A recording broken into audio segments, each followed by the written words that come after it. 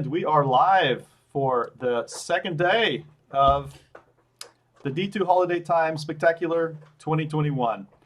Fabio, Good welcome evening, back. everybody. Ho, ho, ho. And happy holidays to you. Okay. Jason, what's going on, my man? Everything okay? Yeah, I'm doing good. It's nice to see you after so long, an hour ago that we did the Chaos Group workshop. Yeah, no, it's good to be here again.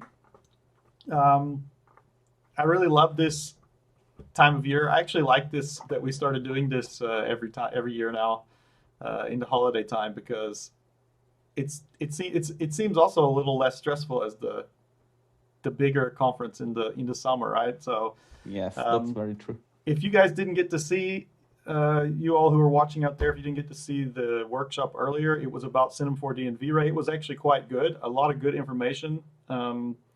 So if you have time, check that out. I would say, even if you're not a V-Ray or Cinema 4D user, the techniques that these guys have used, I think that they can be transferred to other software, and certainly. It's still very interesting. Yeah, certainly.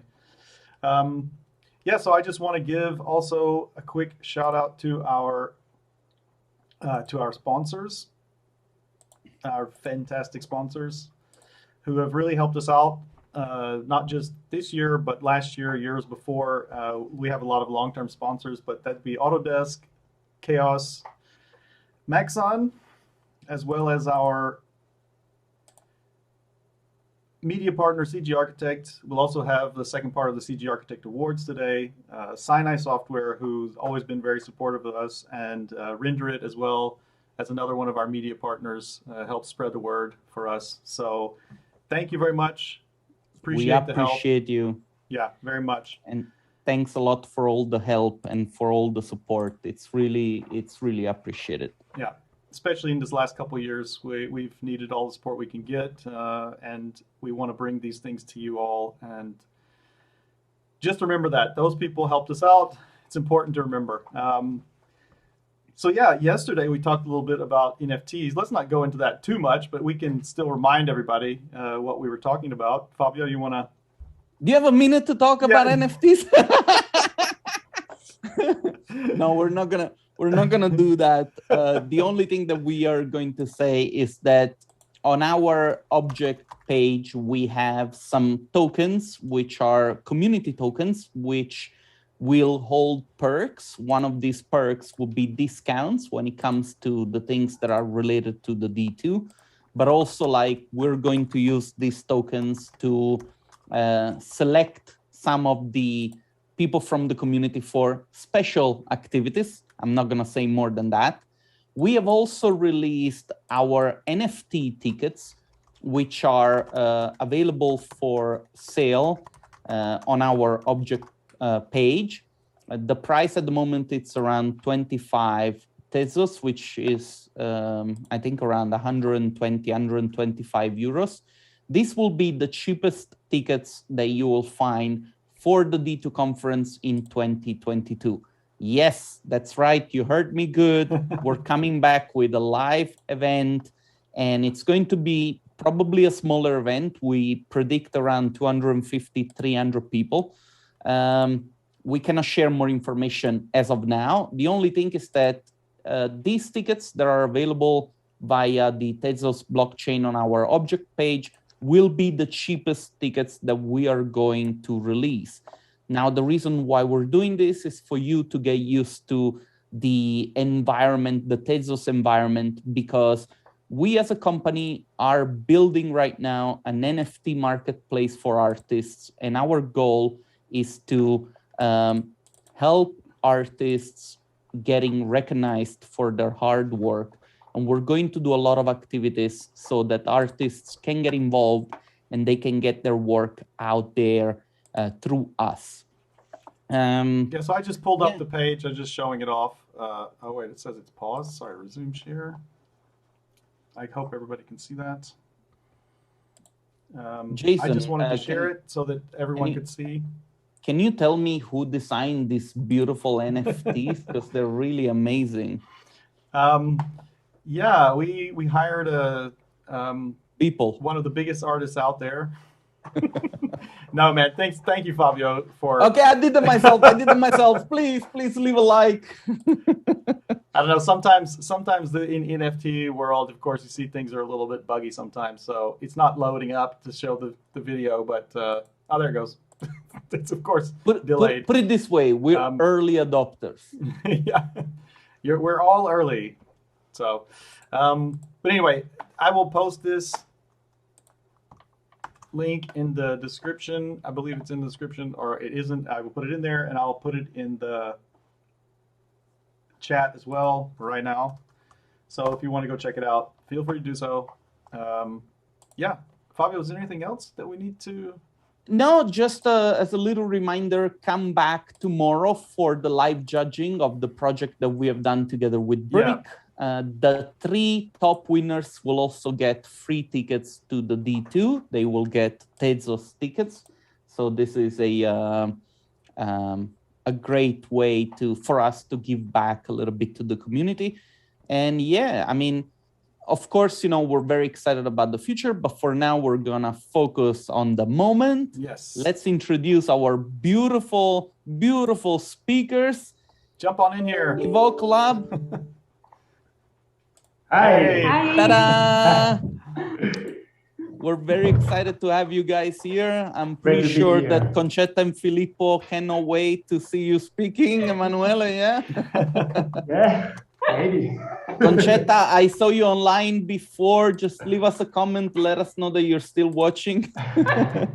I'm going to embarrass your kid until he gets blushing. It's working.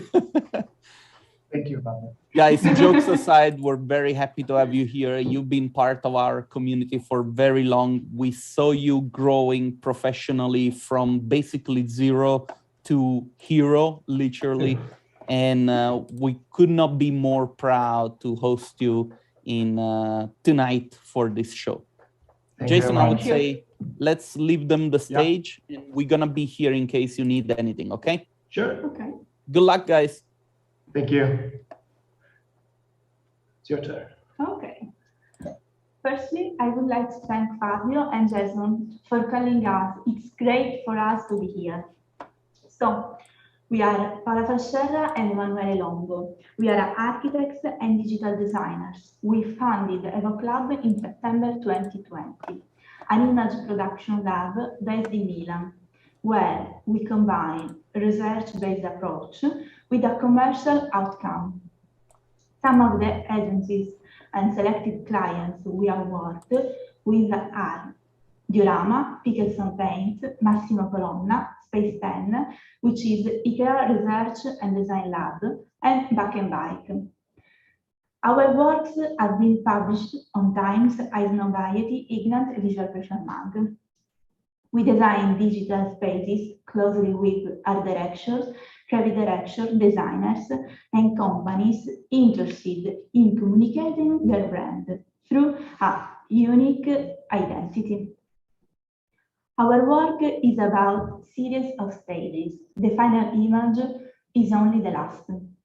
The work begins with an investigation of the brand, building a creative process to create an ecosystem around it, designed ad hoc. If someone asked us to describe ourselves with a single word, this would probably be aesthetic sensibility.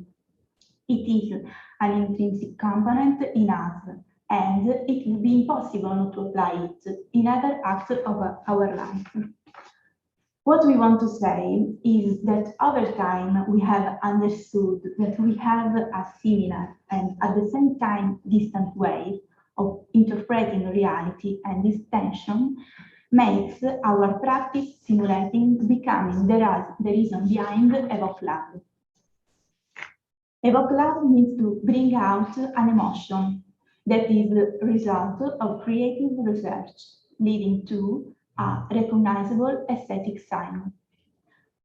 Evoque, from the Latin word ex evocare, means to call out, while lab is an evolving concept, a democratic vision that starts from our university education, where projects were thought and developed as a team.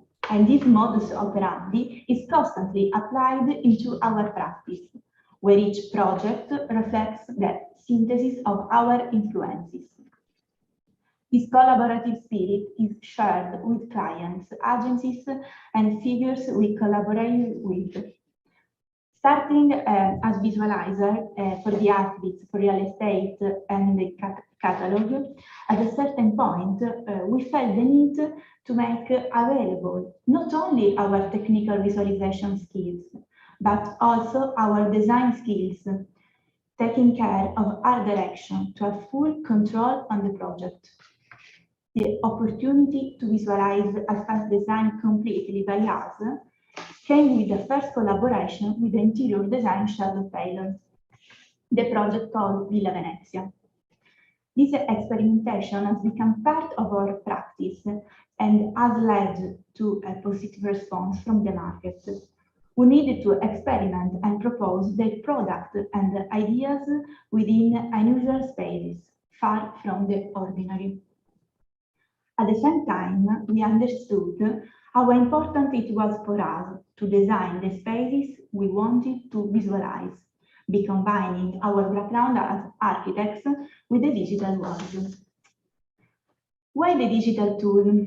Because it is the most current medium for the production of images in the age in which we live, combining photographic representation with an imaginative one. Sensitive to aesthetics, graphics, visual arts, architecture, and design, we have tried to combine these passions within a single box, the digital design. Both of us had immediately a fascination by the power of digital tools to project people into worlds not yet present and to be able to engage with them.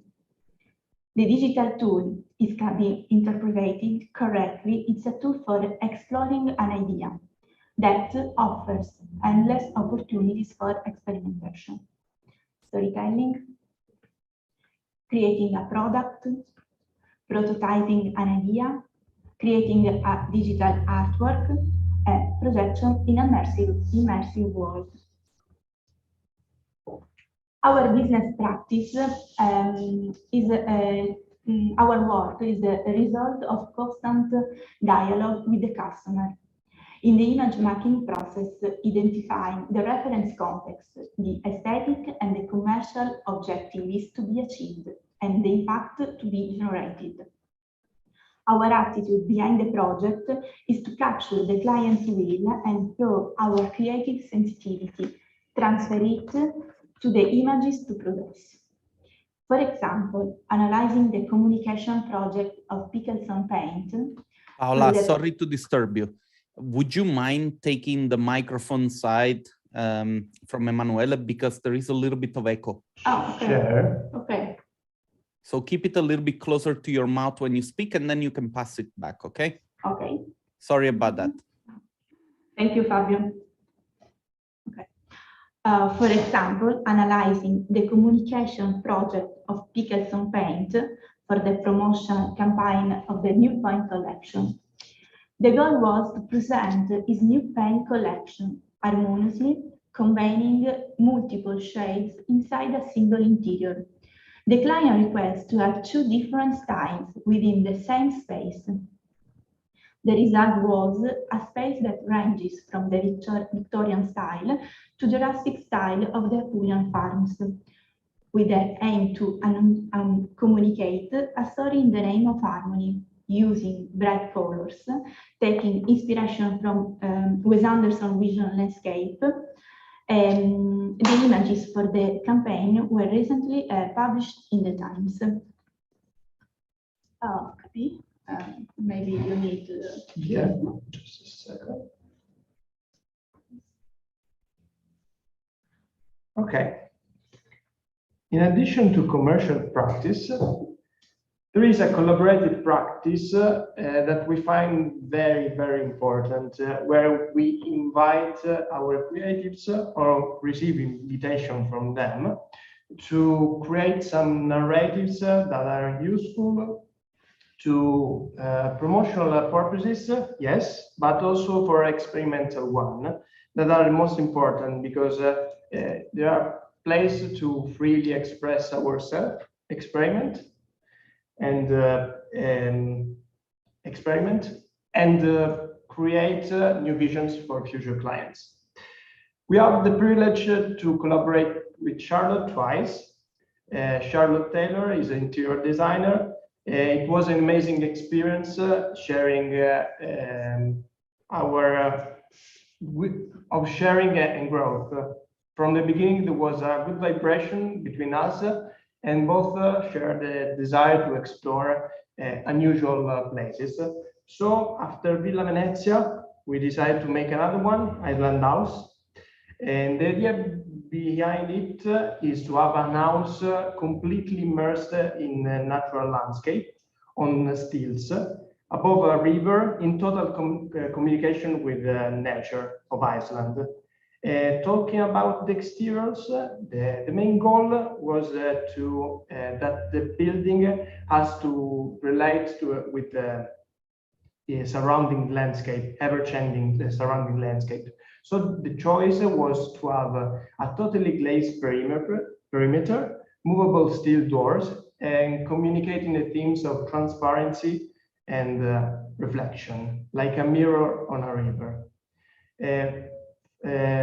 For about the landscape choices, we decided to, since the building has a regular shape, we decided to have organic shapes for the landscape, having a triangular and an S river, giving this sense of contrast.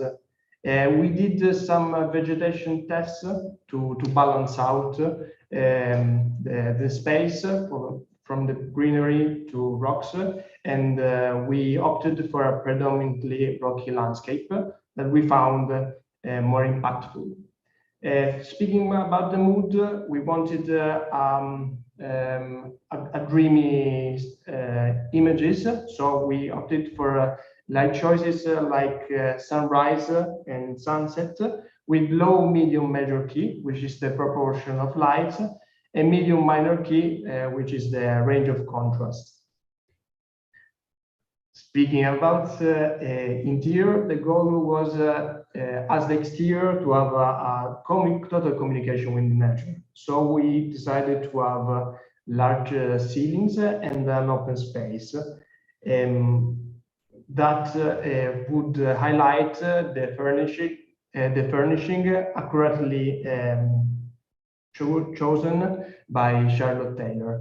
The decision was of having furniture of handcrafted taste with some metal pieces, highlighting the themes of reflection of the space.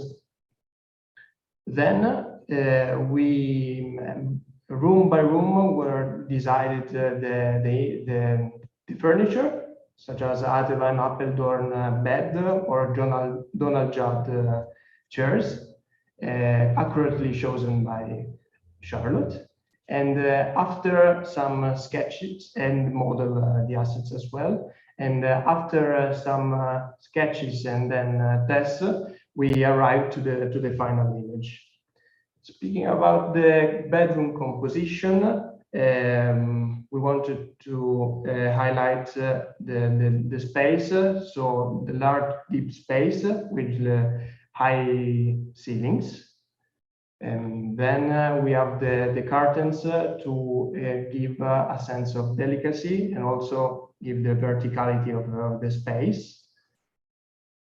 Also, the elements, there are some elements, peripheral elements, to help to block the eye inside the composition, and also the headboard, I think so, and the right door help to frame the space. The objects are accurately positioned to help the eye move through the composition, create an implied line to make the eye wander inside.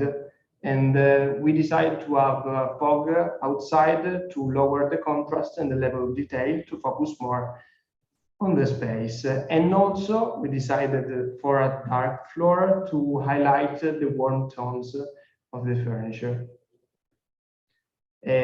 Our work is a lot really influenced by references. References can be images, can be thoughts, ideas that we jealously collect to use when in need. Our approach is not in copying. We prefer to zoom in images and extrapolate some theme to rework and create palette for new aesthetics and create new meanings around. I want to give you a little tip that we found very, very useful. If you do not collect your references, we suggest to do that. You can do with like photo library, iPhoto, and when you will need to express a feeling, a certain message, because language is full of shades, you will have with you, and maybe you will thank us, because we found very, very useful for our practice. Okay, the idea behind the project, I think every project starts with 2 stages that we found very, very useful.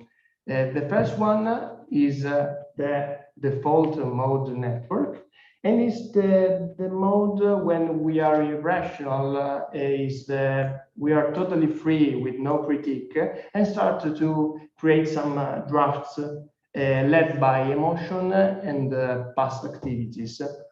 Then these drafts are analyzed by the analytical part, which is the executive network mode, and is the part where the ideas are verified and then polished to make a final one. And we think that this highlighting this process is very useful because it can help to being aware of that. It can help to make more thoughtful decision and more powerful images. This is a work in progress. Yeah, we work next. Speaking about poetics on our images, for us, the image has to be culture-driven. What do I mean about culture-driven? Is that the image has to try to combine technique with culture, building a narrative around it, with an aim to communicate a thought through composition elements, causing a reaction to the observer, delivering words in which we would like to immerse. So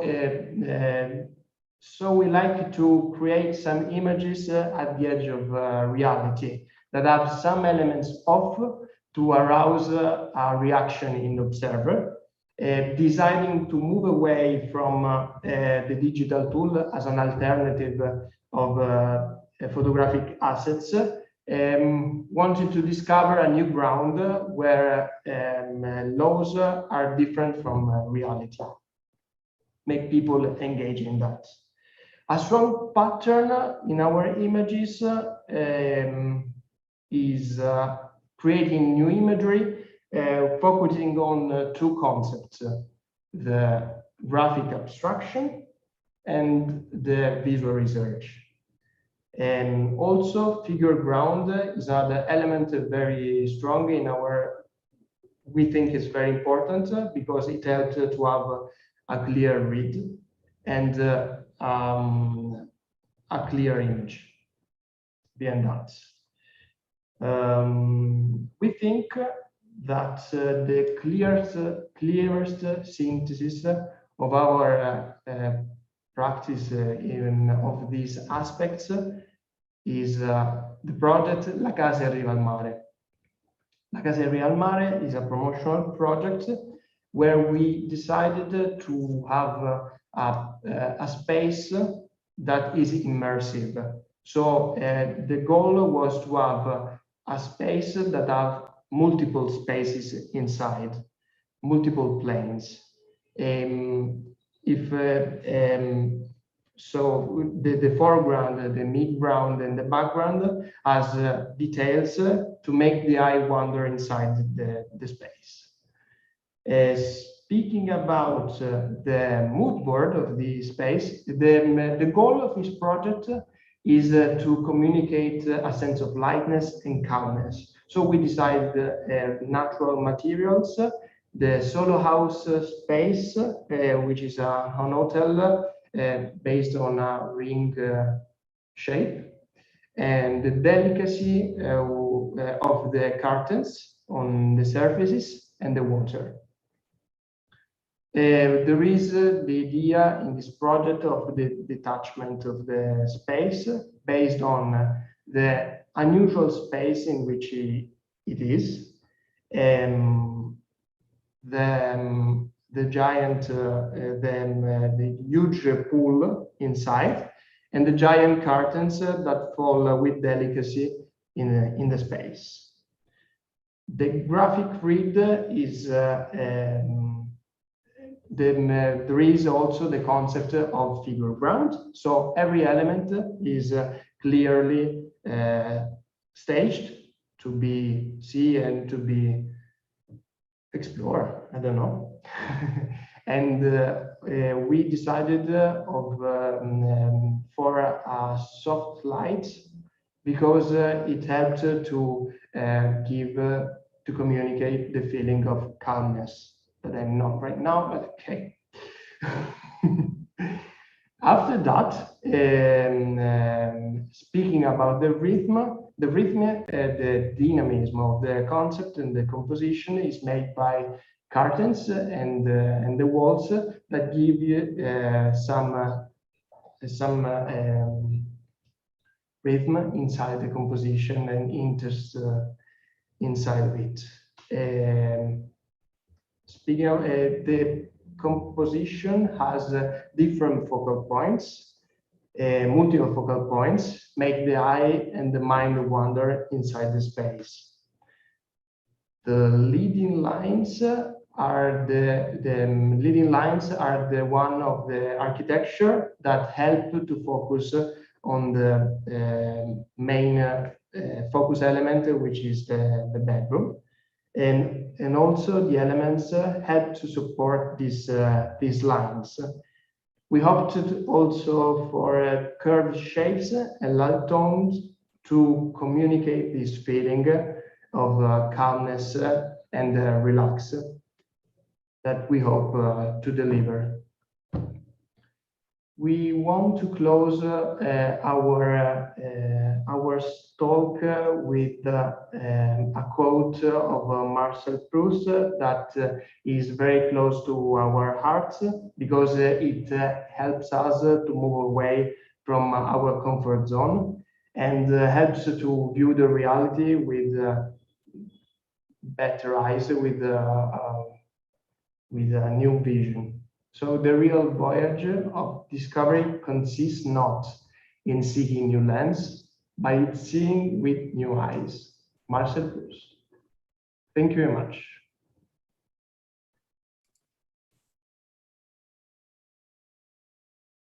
Take a second. Okay, I'm back.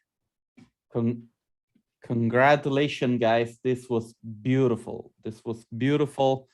I love your work. I'm a big fan of your work. And eventually, let me just clarify that the joke that I said at the very beginning, you know, when I try to make you smile, it's because I consider you guys friends. It's not because I don't consider you professional or anything. But seriously, we've been there since the very beginning together. You know, we have a little bit of story. And again, for me, nothing makes me more proud to see you coming from that place and making it to the stage of the D2. So props to you. Congratulations and fantastic work. I really liked it. Let me just ask if anyone has a question from home and they want to share it with us. Maybe we can help them get an answer. Can you stop sharing and then we'll have us all full screen? Yeah, sure.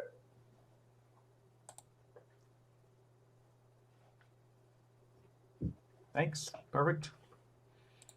Okay, I do have a question for you if no other questions are coming, but we'll wait a little bit longer. What was one of your main form of inspiration, an artist or a company that inspired you to move in the direction that you moved to? Because you and I have had this conversation. You did not take the traditional, so to say, archivist path. You sort of like went into a really crafty sort of business where it feels like more of a boutique. And it's a decision that I guess it was a hard decision, but it was a decision that paid off, right? So there are quite some inspiration. It was a journey. We love Mir Studio, of course, for the photographic approach, for the artistic approach that puts inside the images. But I think one of the strongest, two of the strongest, because when you say that, some answers kept popping in my mind. I think one is field.io, is an English studio dedicated on digital motion graphic and digital communication, which is... What is it called? Field.io. Okay. Which is a really strong studio that use experimentation in every single project. They did some amazing work with IBM and other amazing brands. In another is Studio Amos Fricke, which is a German photographic studio, top of the notch, that makes images in a very futuristic and clean way that helps a lot to inspire to search something different. And of course, 6 and 5, which changed the rules of the industry. Do you have some, do you agree? Totally. Okay. How long did it take? So Richard is complaining about our backgrounds. All right. What can I say? It's okay. We have a lot of complainers. We last year we had a carton fireplace. That was really funny. But we were also in the same room, so we like disruptive spaces. So this is very disruptive. This is also like, it really reflects the way I go around dressed up, you know. Well, just to point it out as well. In September, I started working as a sales and account manager for Blink Image.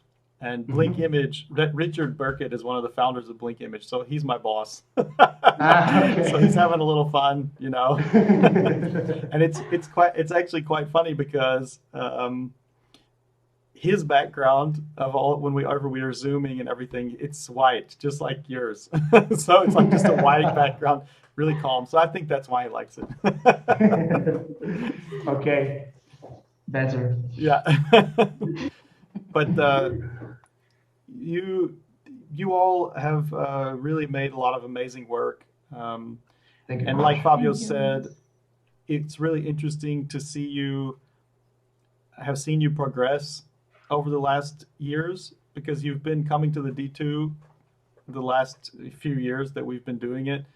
And I can remember when you were always asking some other artists a lot of questions about how they do things and things like that. And also posting things and getting comments, and you've always been very appreciative about those things. And I think that's a great sign, and it shows a lot of maturity in, being able to take tips and tricks and criticism about things that you're doing and then apply it and make yourself better. And I really wanted to say, I just wanted to say that to you because I think it's great to see. Thank you very much. Thank you. It's a very long journey that needs humbleness, as Ashtorp mentioned. You need to be humble, appreciate, accept the critics, and go on. It's not easy. It doesn't come with a tutorial. Doesn't come just with a shot. You have to make a lot of errors, a lot of mistakes. We find that we do a lot of errors and mistakes also in the presentation, but it's okay. You learn from that. So Yeah, absolutely. I agree 100%. The mistakes it's not a bad thing to have at all. Yeah, I don't think we have any more questions from the crowd. So I guess let's leave it at that right now, unless you have something you want to ask us. Like, where do you get those amazing sweaters? Fabio answered that, but I can ask you another time. Did your wife make that? No, I wish. That would be cool. But thank you so much for being here. We're going to be back. We're going to take a quick break. And we'll be back. I guess, Fabio, let's say, we should be starting at 7. I would say but 10 probably a little minutes. bit I'm gonna earlier. try and see if Raphael is already to go. He should be, because I think he's watching this, so he knows that he's up next. Let's take a 10 minutes break and then we'll come back. Guys, I really appreciate you doing this. I also appreciate the fact that you weren't scared of the presentation, which it really shows a character that you have, and I like that. I like that because you gotta go for what you want, right? And you did, and again, that's I think what makes me so happy that you're here. I'm very excited. If I was there, I would give you a super strong hug. Big hug. He would also invite you. Oh, where is it? He would invite you for maybe a tea and some cookies, and you could put like some more ornaments on the tree. It's very Christmassy here. Okay, we will. Yeah. Thank Okay, you so very thanks a much. lot, and we'll be back in 10 minutes. Just hang on for a second, and we can say goodbye properly. Sure. Okay. So Sure. we'll see everyone soon. In a bit, everybody.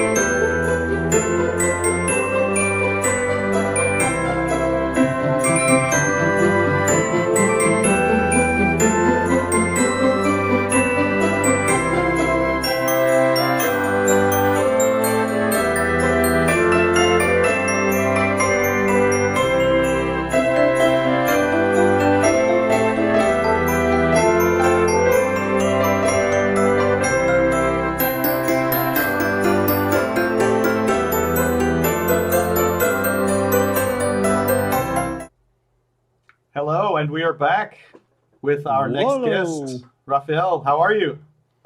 Hi there, everyone. It's great I'm to have you fine, here. Thank you. Yeah, thanks for having me. No, thanks for accepting Super our cool. invitation. Sometimes I still get surprised when people say, okay, I'll do it. I'm like, really? Was it Especially that coming easy? from you, man. No, but you've always been a very kind person. Even when I approached you with the idea of the book, you were always Yeah, very but that supportive. was also a fantastic idea. So yeah, I really like that. And Do it you worked have out. it somewhere around? Maybe we can just show it to people. Let me see. We're improvising, people. Yeah, yeah, I That's have what it we do. here. Yeah, just go for it. Just go for it. Oh, I love the focus on the camera.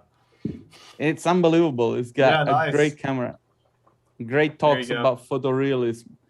Actually, there is Sorry, I also have to- Dushan in the public that is watching this video, who's also involved in that book. Great Yeah. project of our friend Bogdan. Yeah. Sasso. Anyway, oh, sorry. Do you want to say something? Just wanted to say that great renders inside. Yeah. Yeah. Should we start with our conversation, Raphael? Yes, please. Okay. Yeah. I'm going to share my screen now. There we go. I'm going to mute Optimize myself for- so because you guys are going to talk a little bit. I'm going to just get out of the way for the moment so I'm not coughing into the mic or something. Yeah. Sounds good. So let me just pull out your work that I had prepared, but of course I switched it off. I'm just gonna wait before we start the conversation. I'm just gonna play your reel because it's very interesting, and then we're gonna go back to our conversation. Okay? Yeah. Great. Thank you.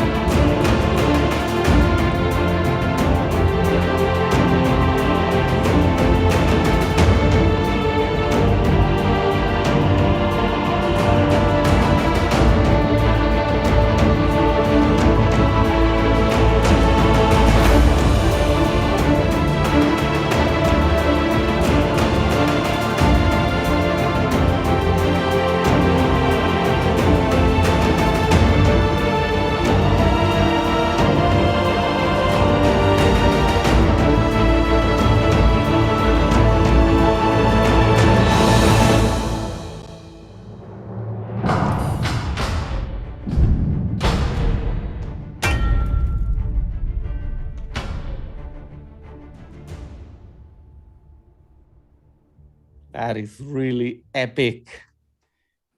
Thank you very much. Let me Yeah, that's amazing. That's really amazing work. let me Yeah, it draw has some of nothing your. to do with our ArcWiz, though. But you know, we have slowly been shifting a little bit our field of interest. Well, not shifting is not the right word. We've been expanding it rather. Yeah. But Right. let me also add that all of the things that you do can be inspiration for things that people are doing in ArcViz. So Yeah. Our ArcViz people are always looking outside of that field for inspiration and for technique, like how things you can do to make your own work better, including looking at photographers, VFX, like all kinds of stuff. So I think these days it's hard to say, that everything can apply in 3D visualization. I mean, it's really, you can really carry everything across, and you can learn something always from somebody else. Yeah, yeah. As you said, this goes for every field, I think, to just look outside of the box, so to speak, and see what other creative fields are doing and get inspired from them. So yeah, it's very globally applicable. You should see the comment section right now. People are like, whoa. Okay. So, you know, thanks, people. great job there, Raphael.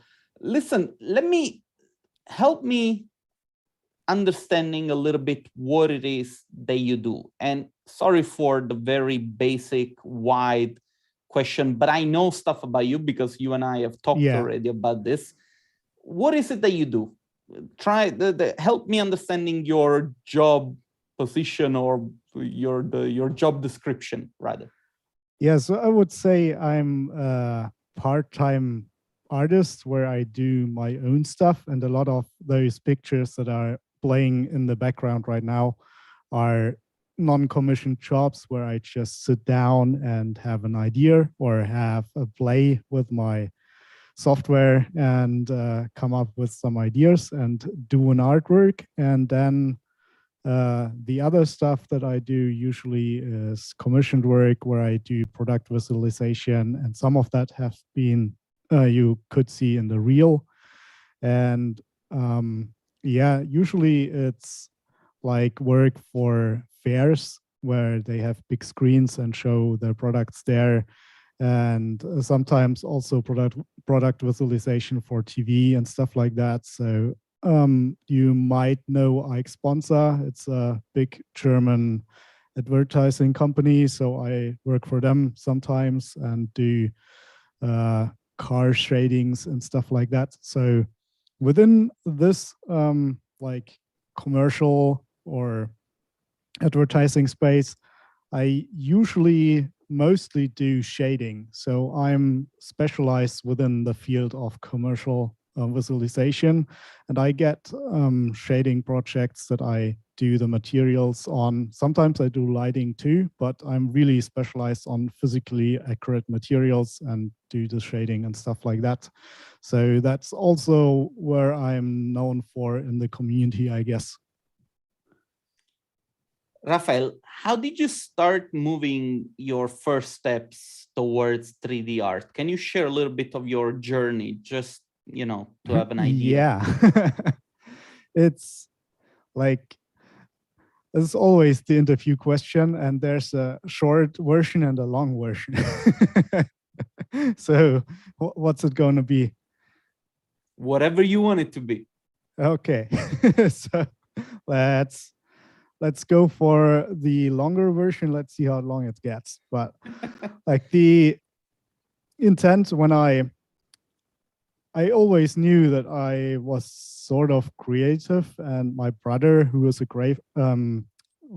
graphic designer, helped me discover that. And initially, I wanted to make other stuff. I like as a kid, I wanted to be a documentary filmer. So I wanted to become a cameraman or something like that, or like a not really movie scenic movies, but like documentaries. I don't know why, but I always admired those like helicopter shots from the safari and stuff like that. So this is turning out into a very long version, so I'm trying to keep it short. So what I did was not related to 3D at all. So some day I got to a friend of mine and I wanted to burn a CD, a music CD. And I didn't know a lot about computers, so I asked him to burn it for me, and he said, no, it's very easy. You can do it yourself. Just use my computer.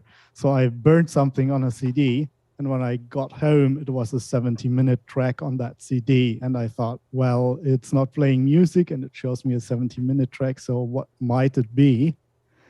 And then I put the CD in my CD-ROM drive, and it was all cracked software on that. So I accidentally burned a cracked software, like a library. And I was going through what was on there, and there was Adobe stuff on there, and then there was 3D Studio Max on there. So I double-clicked 3D Studio Max, and it wouldn't run because I didn't have a dedicated graphics card or a graphics card that was supporting it. So the next in line was Cinema 4D. So I double-clicked that, and that opened. And so that was my first experience with 3D. And that's how I became a 3D artist.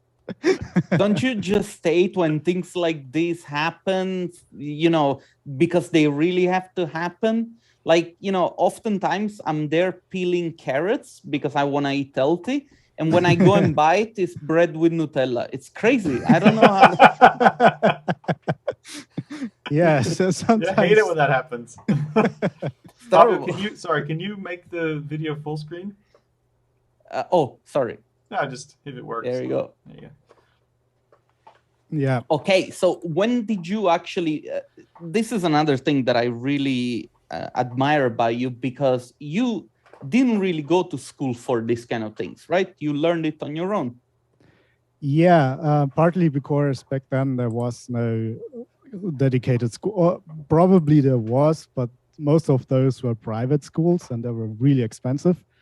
And on the other side, like where I lived, there was no school that had that. They were mostly in the US or in France or something like that.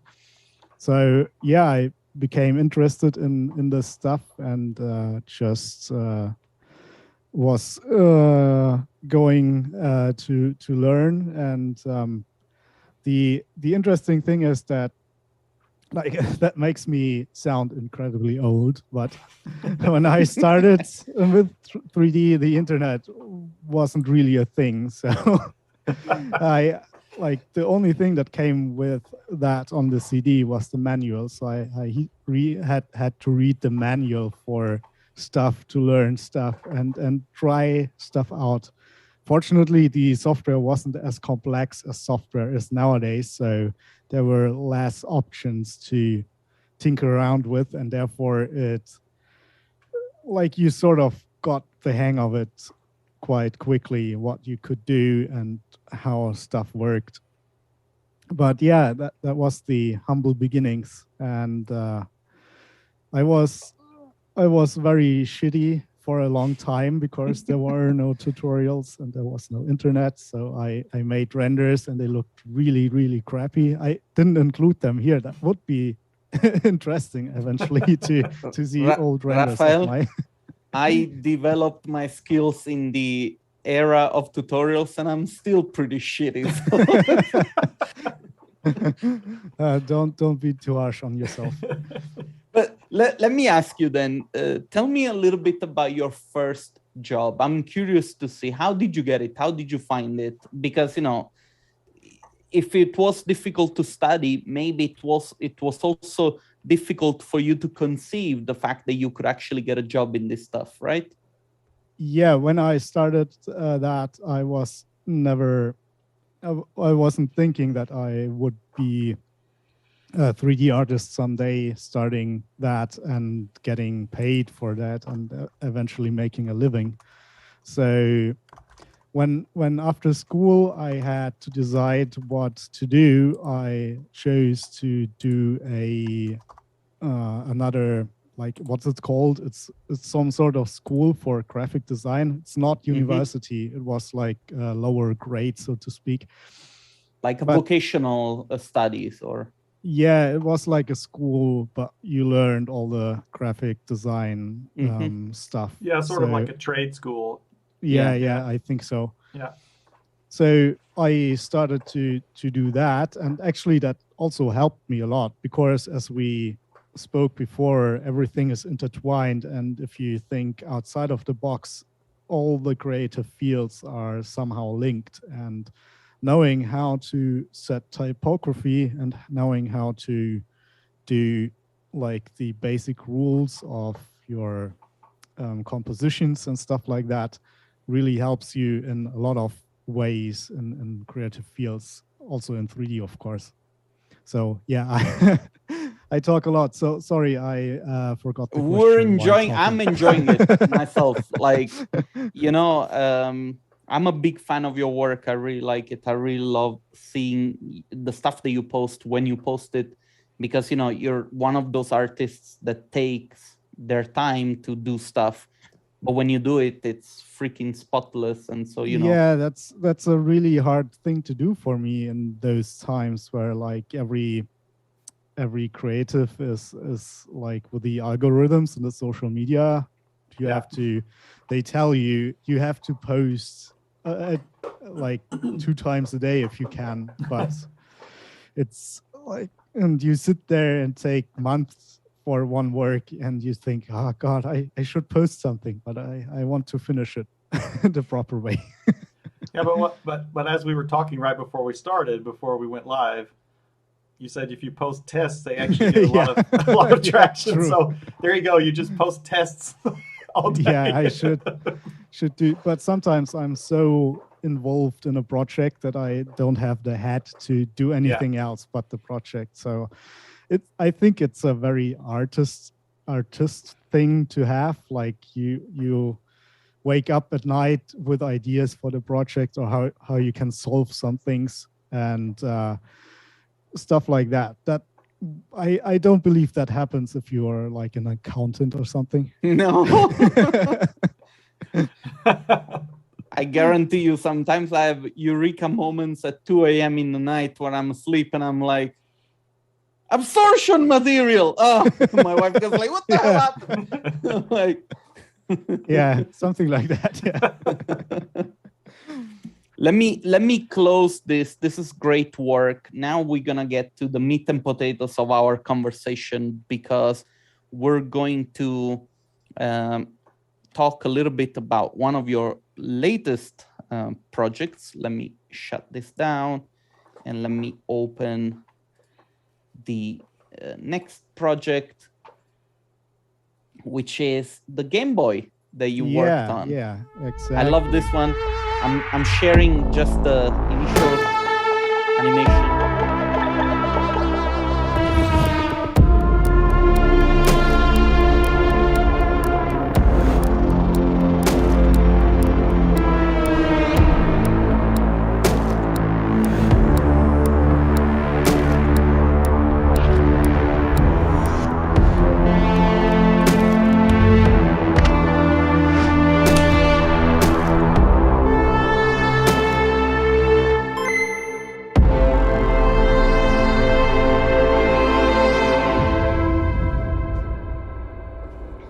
We give him an applause, you and I, Jason. Yes. No need. Thank you. Beautiful. Wait, let me stop this. Let me also shut it down. I'm just gonna open up, prepare the little slideshow of the images that you sent me. So that, thank you know, you for being so thoughtful and doing all the slideshows. I could have done that if you. No. asked me to. It's really not. It's really not a problem. It was fun because I had the chance to look at them a little bit closer, you know, the images, and it's really incredible work. But anyway, let's, you know, I want to know, first of all, what was the reason why you decided to go for this project, a Game Boy? Why did you do that? And this might be a very silly question because probably I already know the answer, but. Well, the answer has to do with the times we are living in right now with the pandemic. So I was sitting there getting no jobs and just finished a bigger project for Expansa. And after that, it was like sort of nothing there. And I felt a little bit uncomfortable and thought, well, there were times where everything was a bit easier when I was a young boy and had like stuff to do, no stuff to do, and just got my time wasted doing games. So I thought back, what was the first, so to speak, computer that gave me my direction towards loving computers, and therefore also then maybe more or less doing 3D work. And that was the Game Boy. The Game Boy was my first computer because I didn't have anything else before that that has microchips in it. So yeah, then I started looking for my old Game Boy, and I still have it here. Ah. So it's Amazing. about, I think it's about 25 years old or something. Does it still work?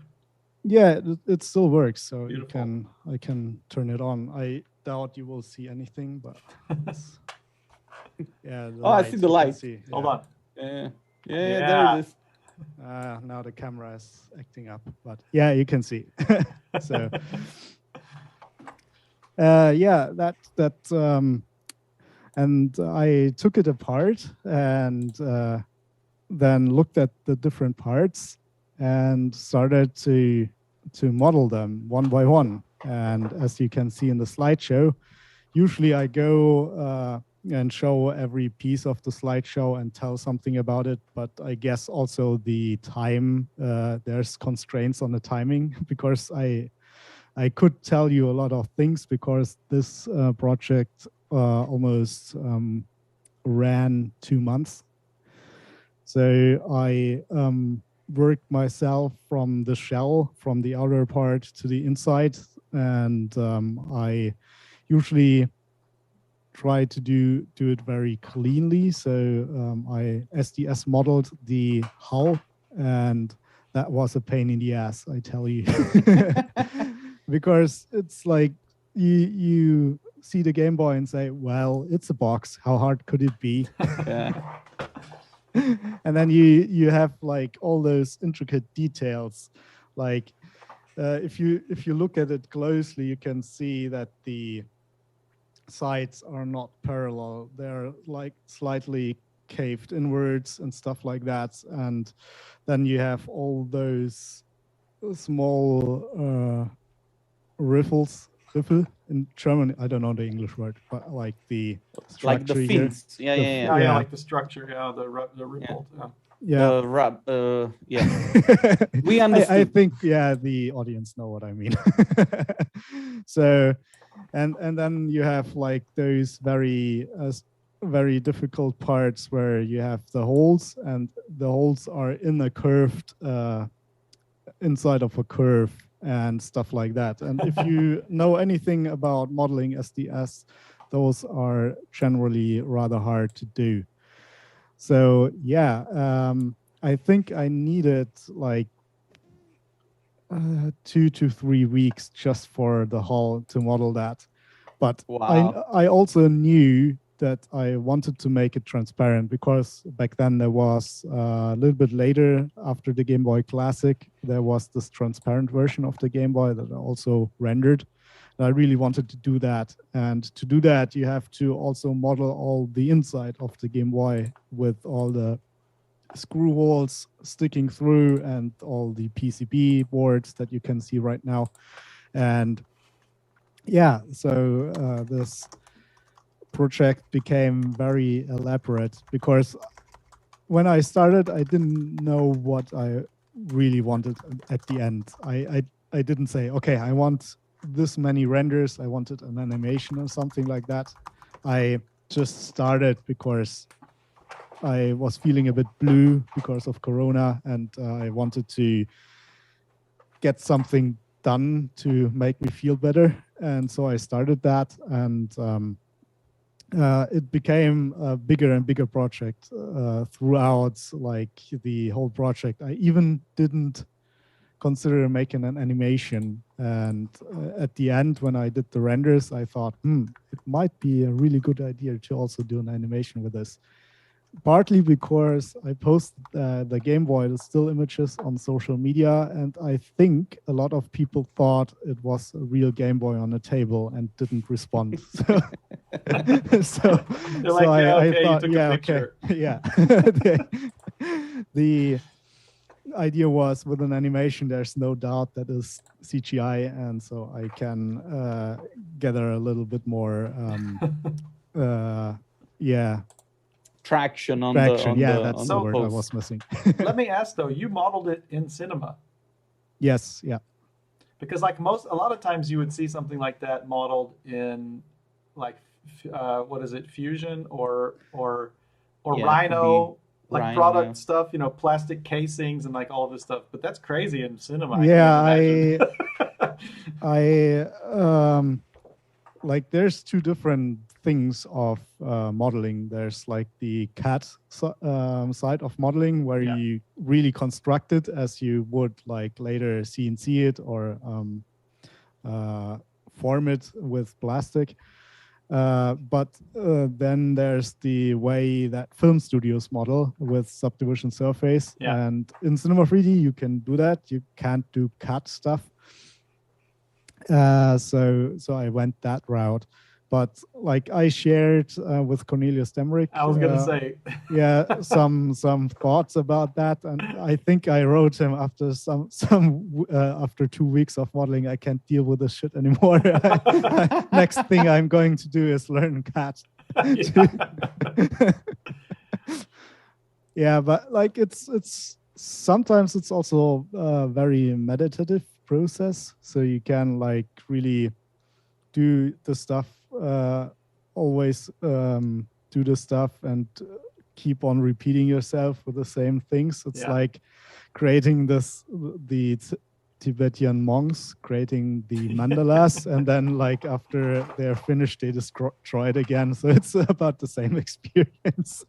Because also I modeled everything. I finished modeling, and then I noticed it's one of those slides. If it comes, it's like a green circle.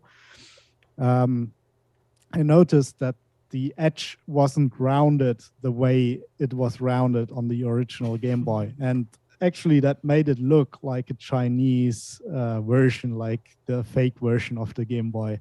And so I had to go in there again and remodel all the rounded corners again and stuff like that. So with computer-aided design, there would be only like you would select the edge and say, oh, well, I want it from a 2 millimeter or 2 centimeter radius to a 3 centimeter radius.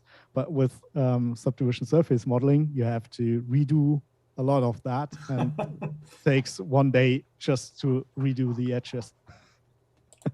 I think you might be the only artist I know that tried to make Lockdown heavier for themselves.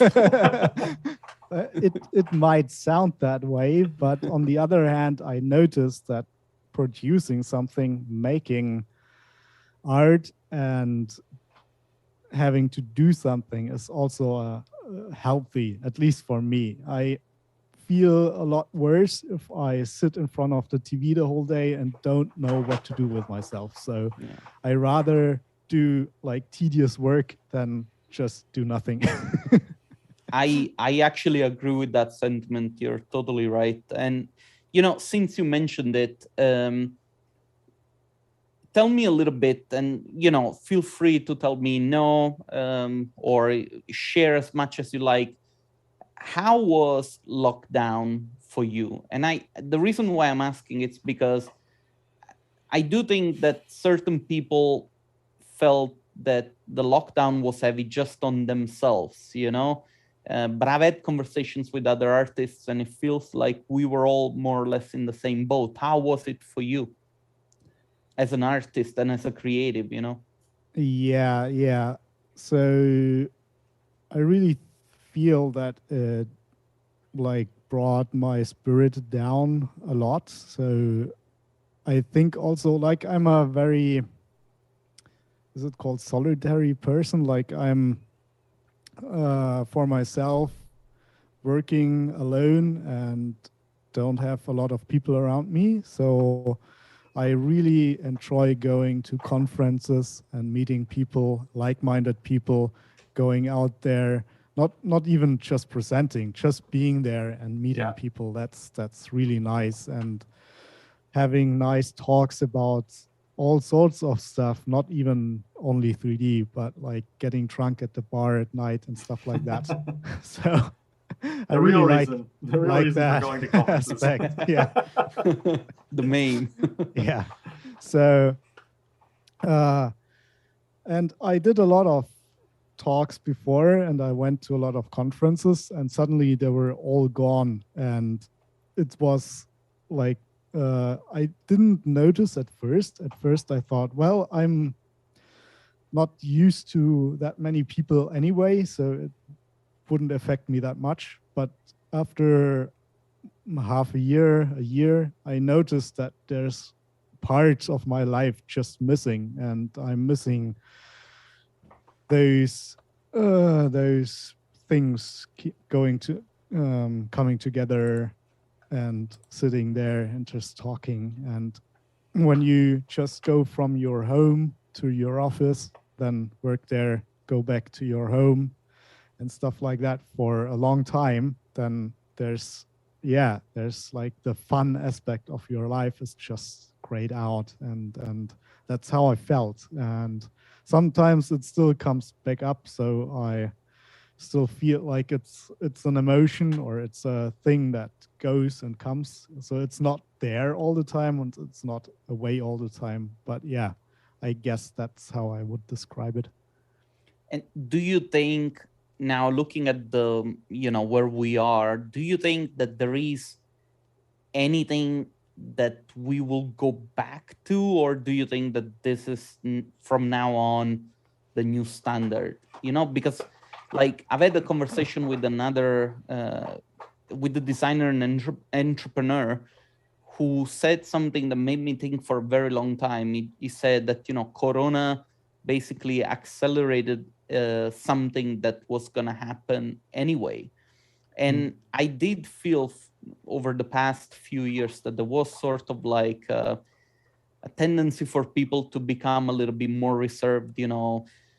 This could be due to, the fact that we're bombarded with fake news, and there is a lot of hate out there in the streets, and people are stressed. And I don't know if you drive a car, but even in Switzerland, I would not believe that people are so, how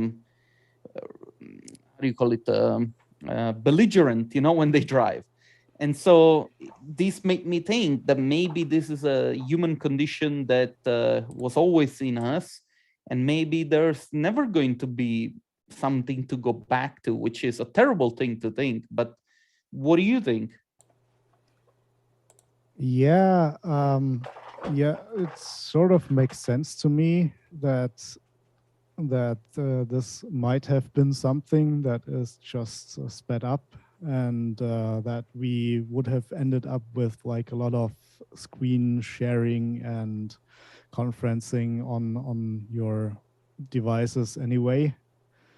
But on the other hand, it's like it wasn't a slow, easy, natural process. So we were sort of forced into that, and that makes it feel different, at least.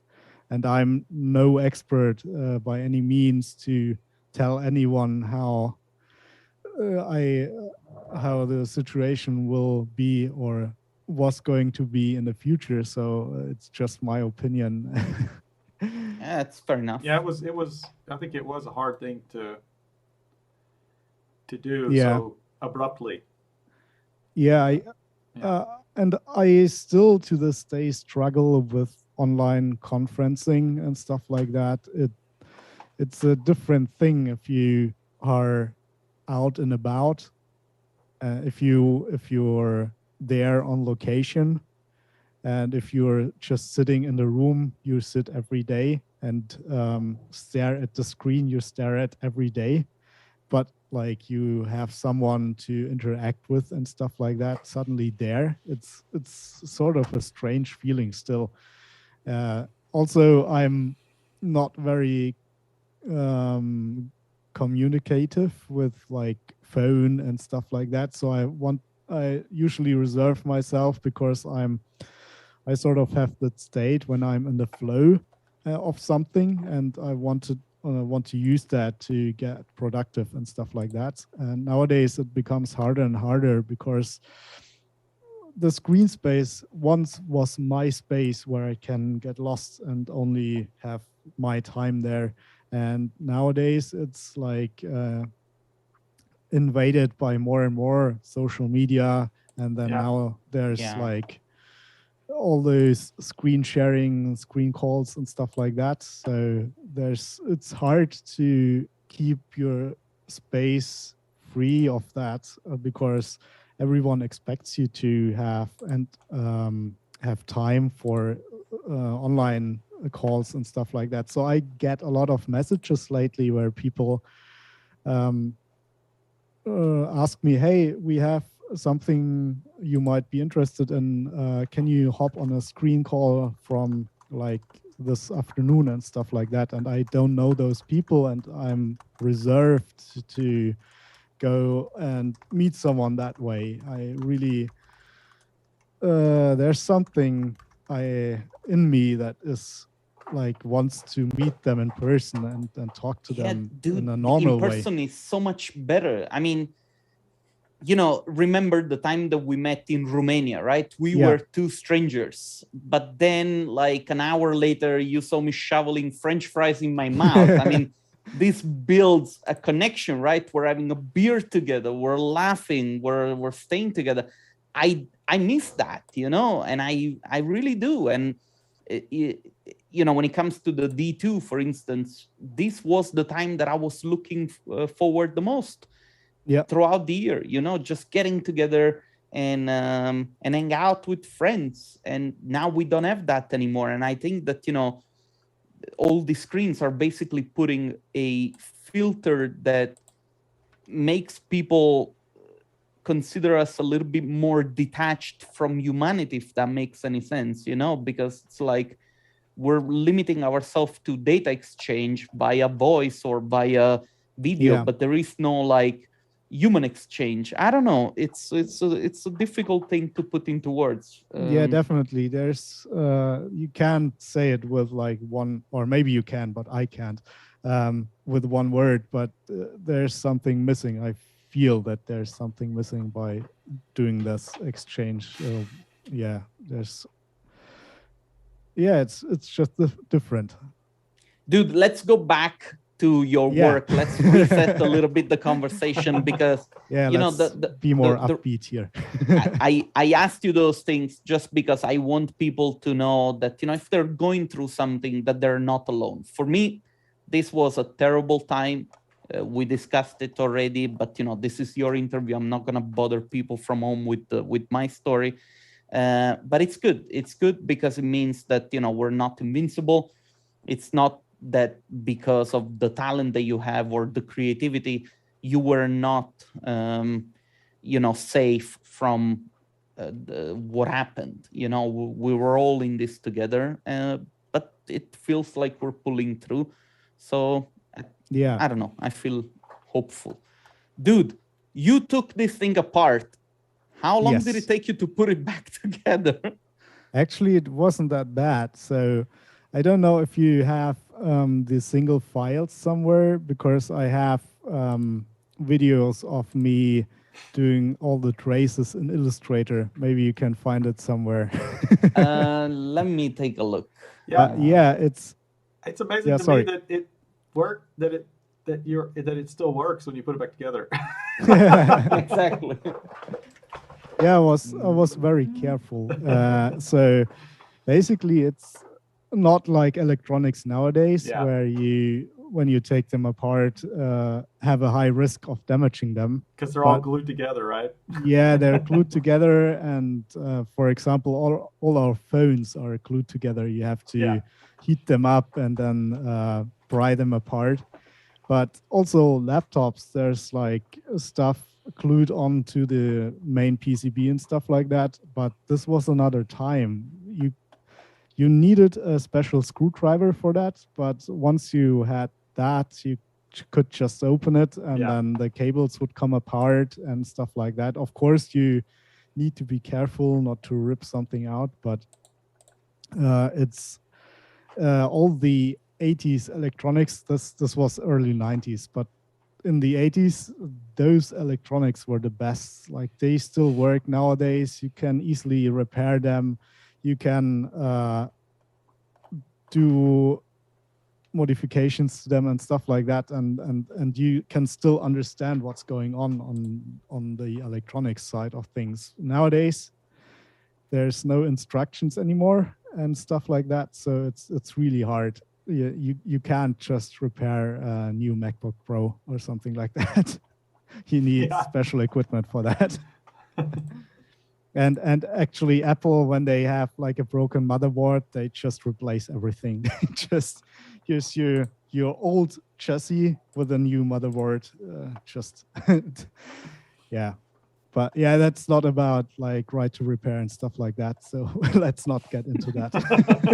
It's like a whole other topic. It's a whole other topic, yeah. Raphael, I know that you use Cinema 4D and I know that you use Octane.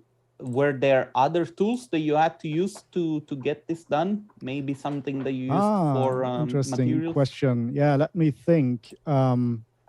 Well, I used Illustrator, as you can see right now. So I use Illustrator, and I had some, with my macro lens, taken really close-up shots of my PCBs of the Game Boy, and then also painstakingly sat there for 4 days or something, and retraced all the traces on the PCB with paths in Illustrator. And I have videos of that. That's why I asked before if you could find them. They're somewhere, but I'm afraid that I'm gonna pull up some stuff on the screen that I don't want to show. So sure, yeah, no problem at all. But you have them uploaded to YouTube also, right? I think those are on Behance. So if you would want to see that, you can go Let me see if I can find behance.com/silverwing minus VFX, and then you can see the Game Boy project there. And yeah. So where were I? Yeah, with the Illustrator. I used Illustrator. I used a bit of Photoshop to combine those Illustrator files into usable textures. And other than that, yeah, After Effects for compositing. And I also composite my still images in After Effects. And this has something to do that because I use a lot of high dynamic range 32-bit images all the time for my renderings. And Photoshop is sort of bad with that. So I use After Effects to do that. Also, if I re-render something during the compositing phase, I just have to plug the picture back in and everything on top is done automatically. In Photoshop, you would have to use complicated layer stacks to do that. And so it's a lot easier for myself to do it with After Effects. And I don't do retouching a lot. That's also a reason why I don't use Photoshop and I use After Effects for that. Yeah, that's the process I went through for the PCBs. Man, this is really crazy. So you basically would create a different color for every material that you needed to make, or what? Something like that. Yeah, it's sort of like a clown matte, or it's called like clown matte in sort of rendering outputs. So yeah, it's because you have 3 distinct channels in your files, R, G, and B. You can later extract those and put different materials to them. And so I just used that method to be to consume less resources for that. Because with Octane, it's great with image quality and stuff like that, but you have to be a bit careful with resources because you have to use the graphics memory for rendering. And nowadays, it's gotten a bit of a less of a concern because you have graphic cards with 24 gigabytes of RAM and stuff like that. But in general, it's always good, or when you work with Octane and you want to be professional, you always try to save memory somehow. And this was one process of saving memory. And I'm really proud that I also used a lot of instances for the PCBs for the whole components that get that are on the PCBs and occur multiple times. So I think the whole Game Boy scene in Cinema 4D was only 32 megabytes or something. Really? Yeah, and with textures, it's a bit more. I think 150 or something.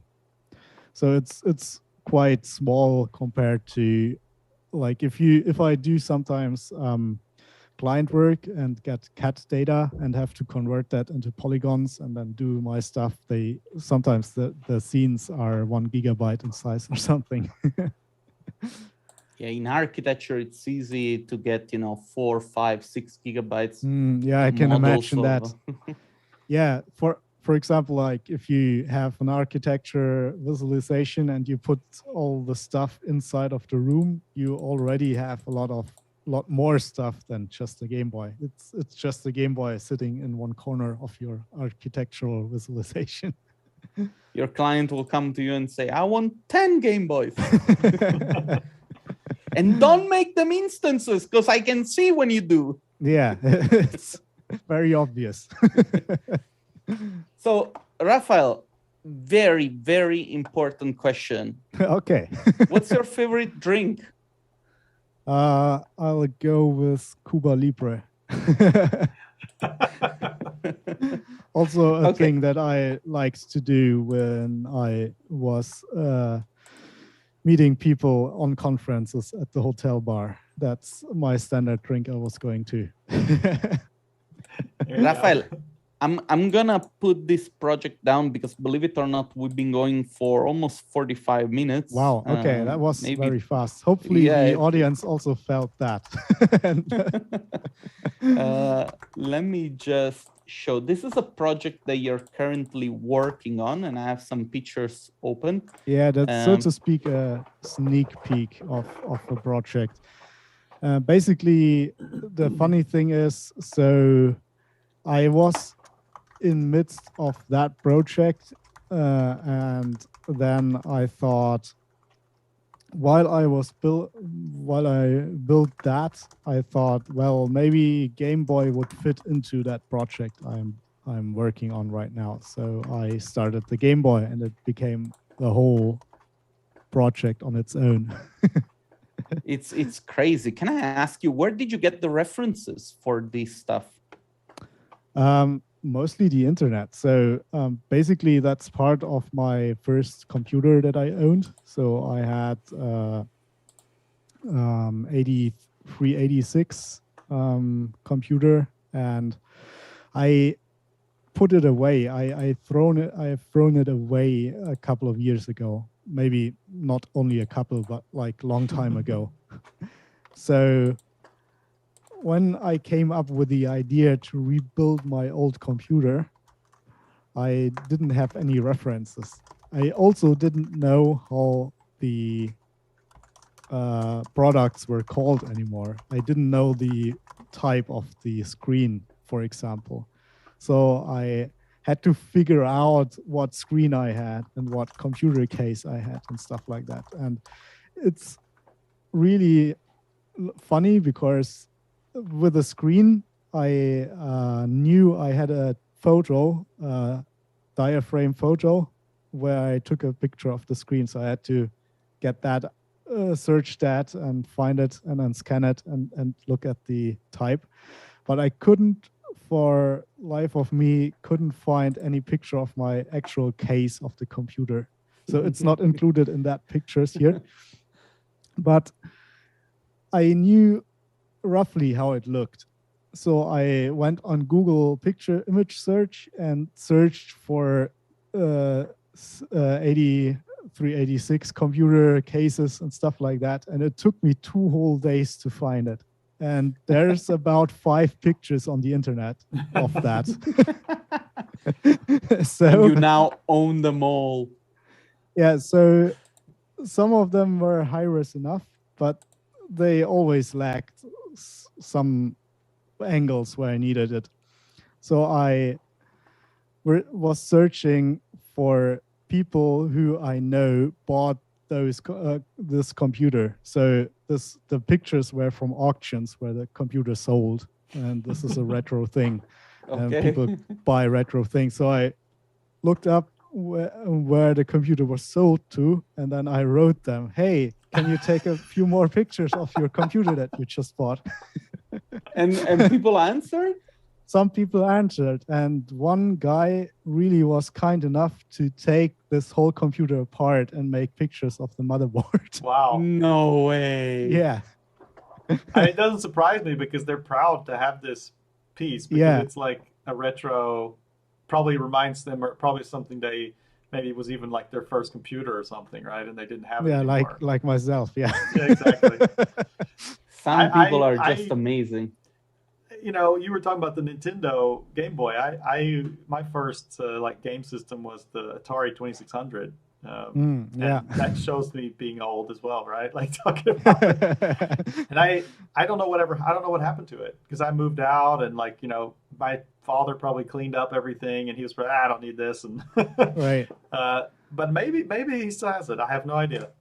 That would be something cool to have. You might want to ask him if there's some room, where he stores it.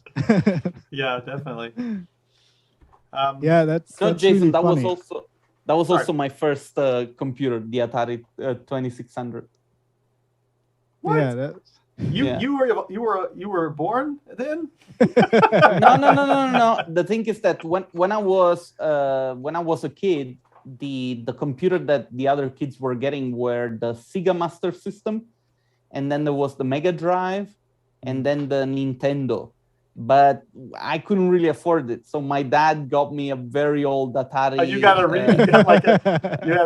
you had like it was retro when you got it. Yeah, exactly. Yeah, I think we got one. It was basically at the end of the Atari 2600 run, and then all my friends started getting the Nintendo, you know, the first Nintendo box, and my parents wouldn't buy me one. They're like, you've got an Atari. And I was like, yeah, but that's old. Yeah. I want the new thing. Everybody's got it. Okay. So I didn't never get one. The entertainment system, NES. Exactly. Yeah. So I had to go play with my friends all the time. How bad. Nobody wanted to come play on the Atari anymore. Right. Raphael, can you please tell those who are watching from home, which probably they already know, where can they find you if they want to find out a little bit more about you? Yeah, one thing would be to go to Behance and scroll to all my projects, and there I think there's the mail address there too. Also, they can find me at Raphael Rau on Twitter, and on Instagram I actually don't know how I'm called on Instagram. I think it's Silverwing. Well, I noticed when I was going to tag you, it was if I put in Raphael Rau and if I put in Silverwing, it found Silverwing. So okay, so I was right. Which is good. Now people are gonna send you a bunch of emails with old hardware and computers pictures. I'm all for that. Please do. Okay, Raphael, you've been very generous with your time. We're really appreciative of this. I had a lot of fun. We had a laugh. You're a great guy. I'm very thankful for the fact that we got to work together at some point, not 3D related, but with the book, and that we got to meet in Romania. It was a great time. Yeah, Dusan, who's also here, is also part of the book, and we had a great time hanging out together. Yeah, I just want to say thank you again for doing this. And that's it, man. Thanks a lot. Also, thanks a lot to you for being open about like doing this, not as a presentation, but like as a casual talk. And of course, man, it's like being catching supportive. up. Yeah, I think it's it really was great. A great way to do it. Yeah, cool. Thank you very much. Really appreciate it. Yeah, thanks for joining. My screen. We're going to wish you a good evening. And so we can go. And also Merry Christmas. Yeah, and because, you know, you have a good holiday you too, season. We're going to invite a special guest on in a moment. So, and then we're going to show the 3D awards. But thank you so much for joining us. It was great, and we hope to see you soon.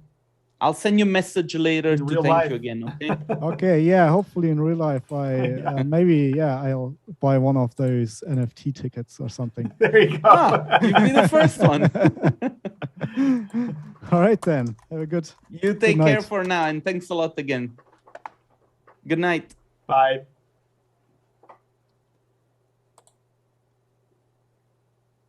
So Jason is our next special secret guest jumping in on a call right now. He's jumping in now. Let's see. We're going to invite, we wanted to have someone stop by who been a longtime supporter of the D2. Who is it? Oh, it's Jeff. Oh! Hey, didn't think you were going to let me in so fast. Jeff, what's going on? Your tree, it doesn't match ours. I know. You know, I saw your background and I thought, well, maybe I'll join in, but mine's the minimalist version. I chopped this tree with my own hands. Yeah. But this one's real. Can you do that with yours? Yeah, of course. Our hands disappear when you. Right. Yeah, Jeff, we just wanted to invite you on, say hi, say thanks again for letting us host the 3D Awards. We didn't have you on yesterday, and thought it was a little bit of a weird day yesterday. So yeah. So we thought we would, have you stop by. And how was it this year? How were the awards this year? Did you have? Did you have a lot of entries? Yeah, we always do. There's always thousands of entries every year. So our judges had their work cut out for them this year, as they always do. Huge shout out to them, because I know that it's a massive undertaking. They usually spend 30 to 40 hours each going through all the submissions and scoring. So thank you for doing that. I really appreciate it. So yeah, it's great. I mean, I know it's a lot of work. I mean, we do like the totally truncated version of judging on our challenges. 2 hours max. I've watched. I've seen. We can't afford more. Yeah, but it's I know it's quite an undertaking, and that's also why it makes me even more appreciative that you let us share it with you. Thank you guys for once again allowing CGarchitect to partner up with you guys. So it's a shame we can't do it in person like we used to, but I guess this is the next best thing, right? Yeah, definitely. It's always a great feature to have alongside the D2. I think it matches up perfectly. So, yeah, I mean, should we play the video?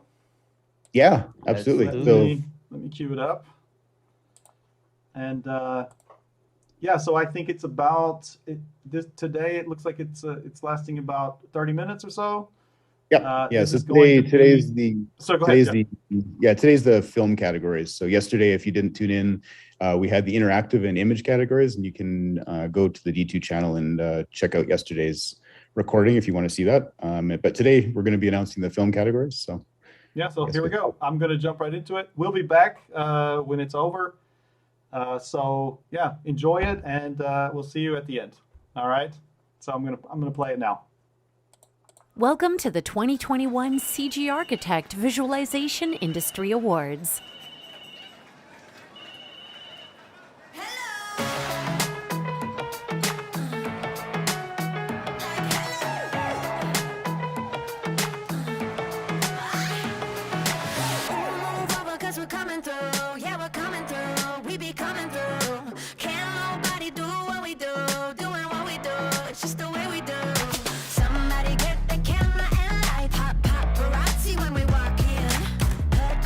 Cause we just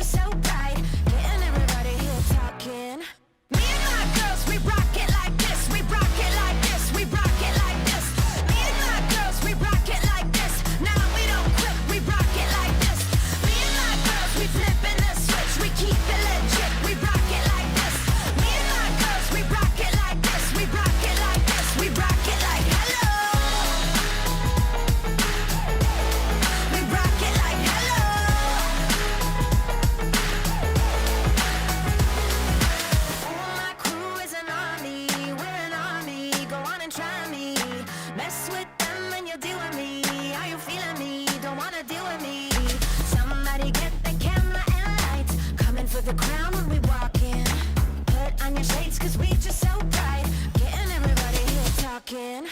Me and my girls, we rock it like this, we rock it like this, we rock it like this. Me and my girls, we rock it like this. Now we don't quit, we rock it like this. Me and my girls, we flipping the switch, we keep it legit, we rock it like this. Me and my girls, we rock it like this, we rock it like this, we rock it like hello. We rock it like hello.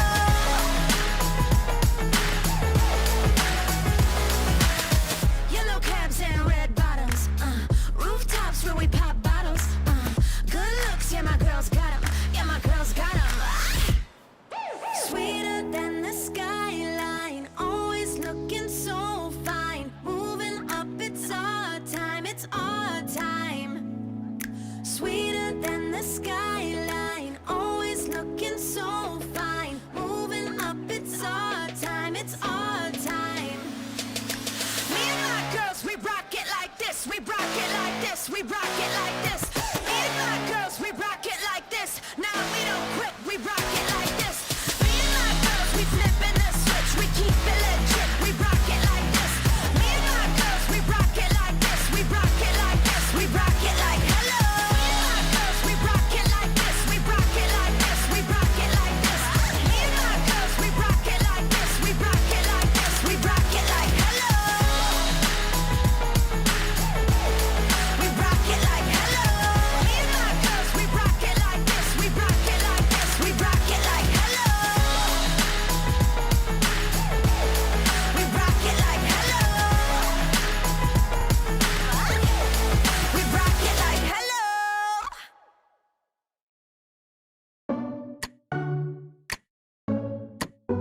You know you wanna The nominees for the student film category are electricity gonna flow. We pushing up the ceiling. Tell me what you Julia McConnell, don't need no rules anymore. Irene Pinella Garcia, The sky is open. Boris Casada, and Carlo Vanini. You know you wanna see it. Paola Rebolero, Let your body move. You go on and make your debut. Sunway Konjin, Something gonna know your name. Nothing and the winner of the student film category is break through. Once it started pumping, pushing through your veins. Boris Casata and Carlo Vanini.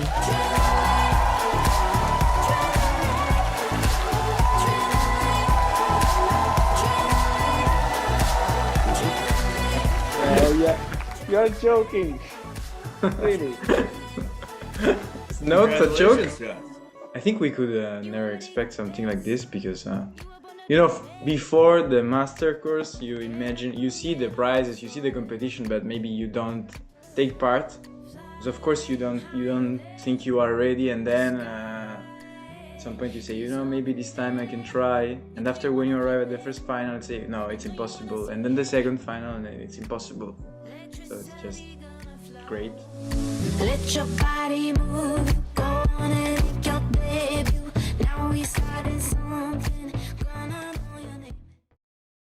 And we spent almost 1 month, maybe more, to start with the story, to find some inspiration, some references, and then we started with the modeling. I think at the moment the thing that was more inspiring was The Last of Us, was quite recent, and then we mixed that with other stories that we knew, other movies like Blade Runner. I think some references are very clear in the images in the video, and took around 3 months of working in the night after the office, like every night from 10 to 4 a.m.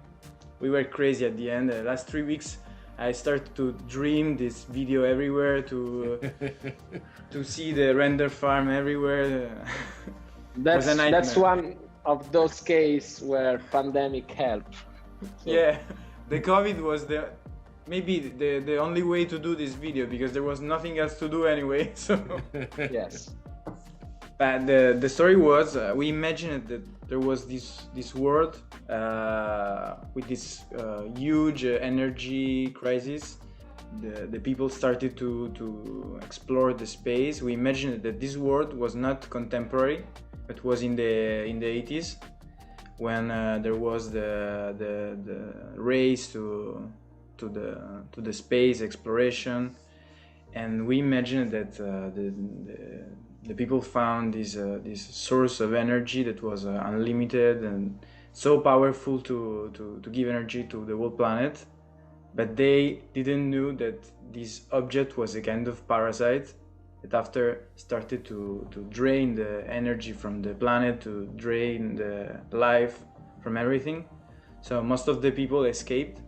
The most useful, let's say the most useful people escaped, and the others they still were on the earth, and then most of them died except this guy that was tried for his whole life to save the planet, to destroy this parasite, and at the end we don't know if he survived or not. It's an open final.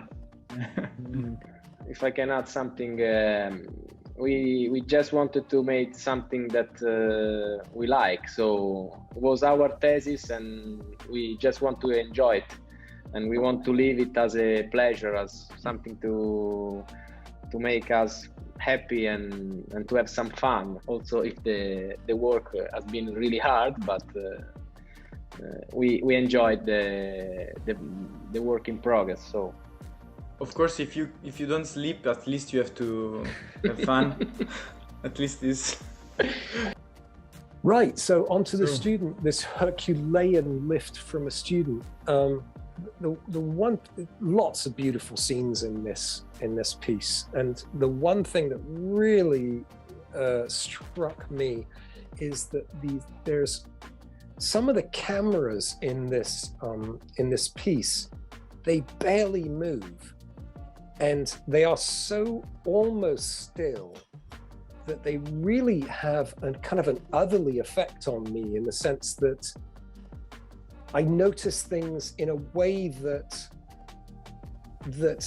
is far more powerful than if more was happening with the camera.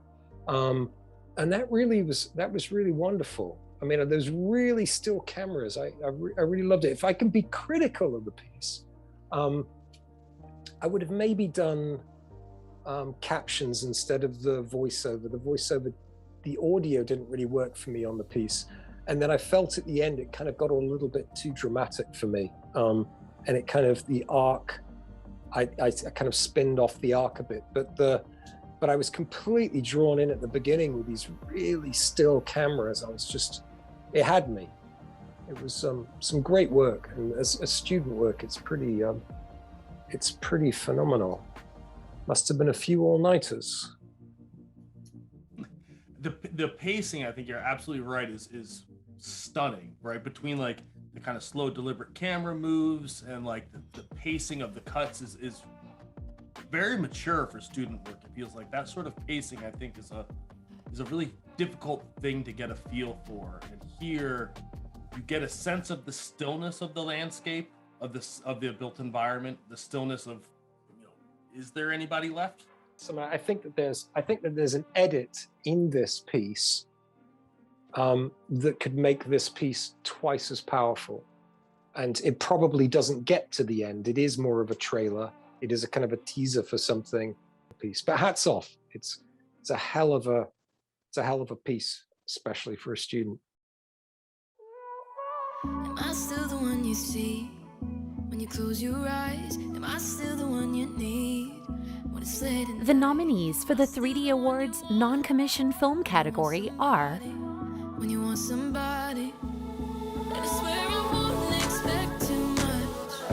Mateusz Sung, Drag us through the mud, but I think this fight might not be done.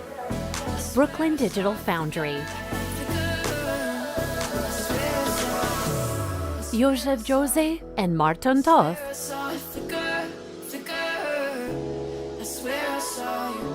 Zoe Studio, I swear I saw you flicker, flicker. I swear. Third Aesthetic. And the winner of the 3D Awards non-commissioned film category is Mateusz Song.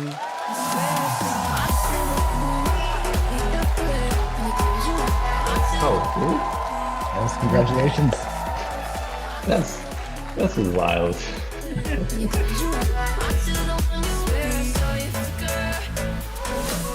That's so weird. That's so weird. I mean, I mean, that's great because I have some plans about this project that probably, maybe, yeah, I'm just gonna keep it at that. So knowing that will help. Yeah, thank you. That's so weird. There's a lot of doubt. And when I was submitting it for CGarchitect, it was just, I think it fits here. I suppose it will work. I don't know, let's give it a shot. Which sort of explains why maybe I didn't submit it for the interactive. Yeah, which again is so funny. I mean, so weird that it's been awarded again in a way. Yeah, it kind of leaves me speechless now. Thank you.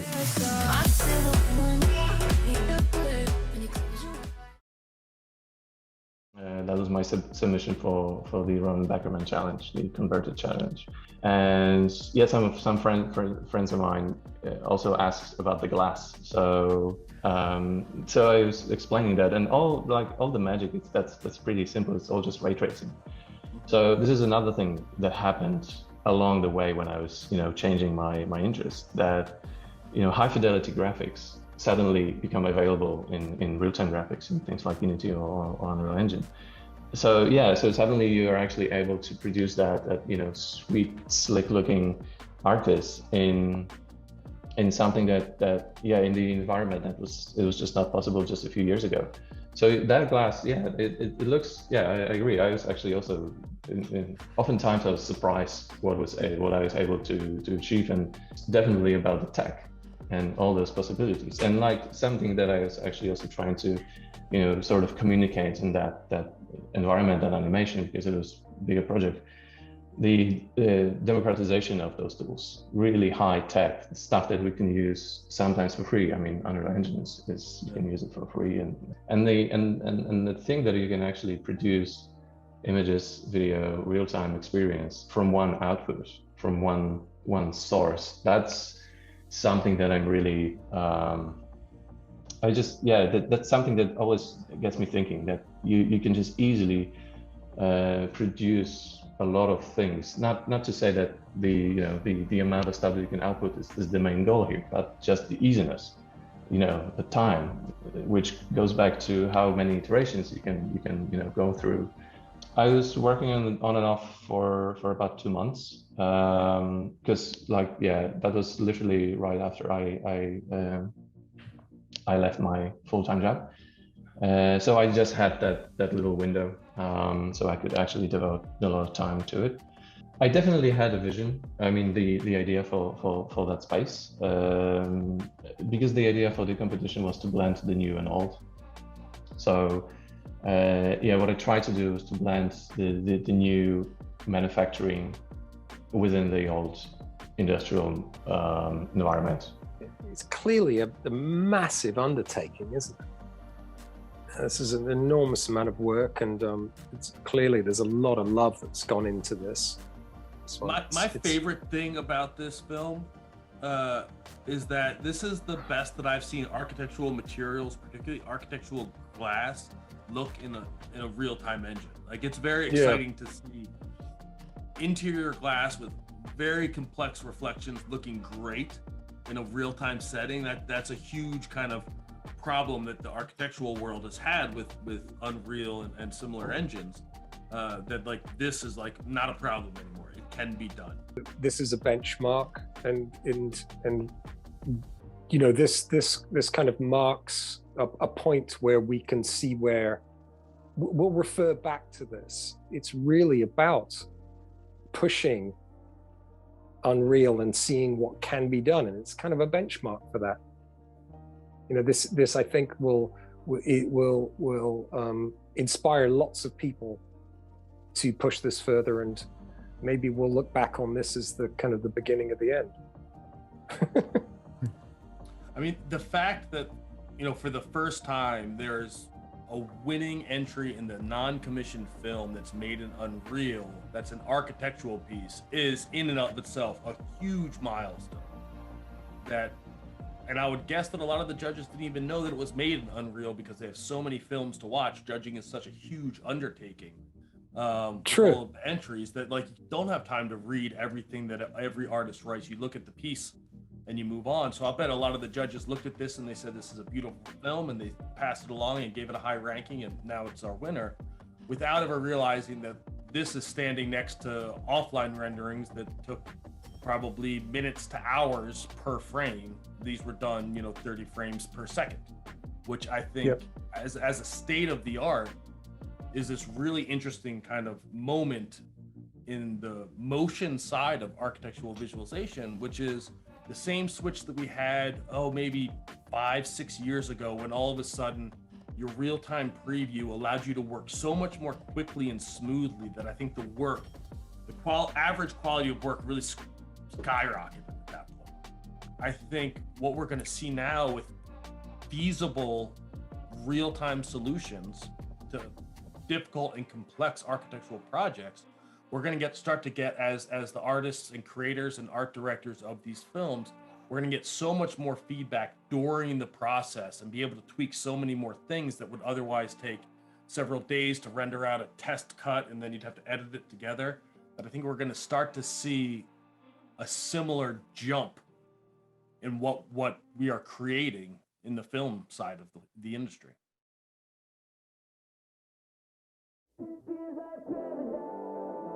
The nominees for the 3D Awards Commissioned Film category are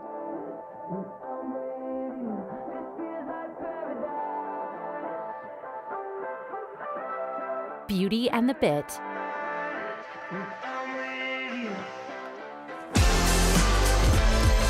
Diorama,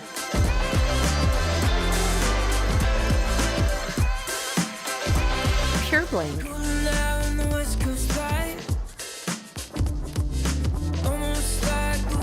Prompt Collective,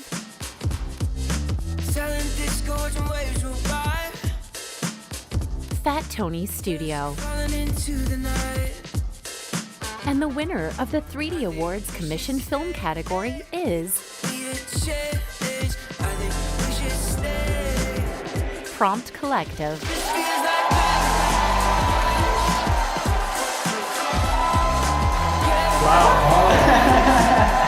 Whoa, those are great news. Jeff, you have to know that we entered the video, we entered it by luck. We always thought that it had nothing to do with archivists, so we were not very sure about introducing it, and we were not going to do it until Aldo. I was working with Aldo with another thing, and he was talking to me about tracking. It was just after we did this project, and he asked me something about tracking, and he said, guys, why don't you enter it into the CG Awards? And I said, no, it has nothing to do with artists. He said, do it, guys. It's a good piece, and it's a good example for the industry that there are different things to be done, and why not? You have nothing to lose. And it was thanks to Aldo, actually, that we ended up putting it there. Wow, that's great news. It's amazing to hear that.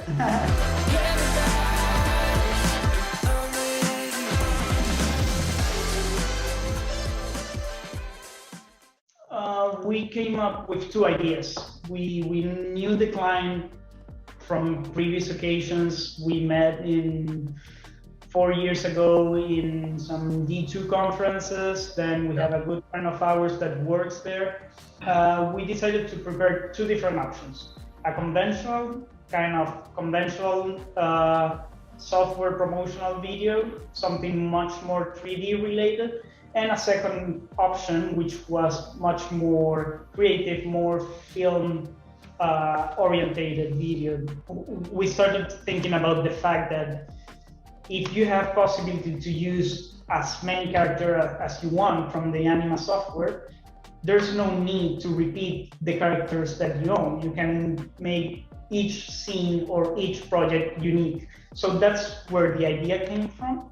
There's like a nice story behind this, is that the character that we have here, the one that we just saw, he's a friend of mine. And I just asked him, why don't you come to the studio and I'm going to shoot some shots with you to present an idea to the client.